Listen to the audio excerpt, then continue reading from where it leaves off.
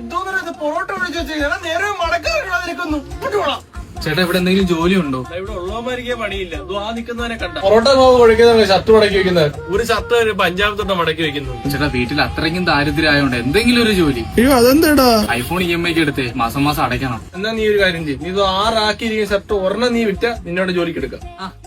ഇവിടെ ഇങ്ങോട്ടില്ല അങ്ങോട്ട്. ഇത് എന്തെങ്കിലും വരുന്നവന്മാര് പോകുന്നവര് മൊത്തം മണ്ടന്മാര്.